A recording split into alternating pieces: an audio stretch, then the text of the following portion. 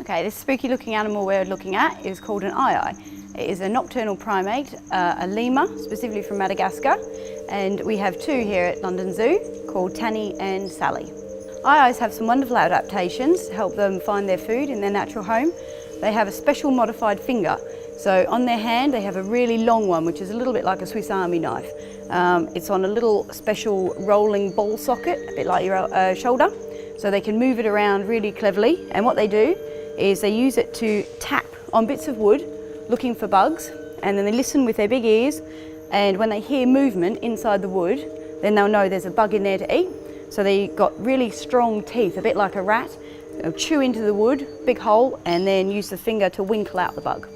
As enrichment for the aye-ayes, we try and simulate that natural behaviour by providing them with bits of wood that we have put bugs in, sometimes even just old rotty wood that they will tear up themselves looking for bugs. What I've got here to show what they will do is what we call a foxglove tree.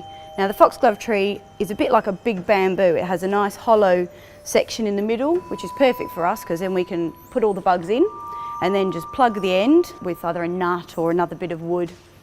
And then with the bugs inside, we'll offer it to the aye-ayes and they get to tap and listen. When they hear the worms inside, then they will use the teeth and tear it apart. So you can see here some handiwork by one of our aye-ayes. They've chewed a nice hole there and then used the finger to get all of the bugs out. So as you can see, they don't leave any behind. So the biggest threat to aye-ayes is, like all lemurs, they suffer from habitat loss, becoming from a small island, well, a large island, but still. The people are encroaching more on the forest space, chopping it down for things like palm oil.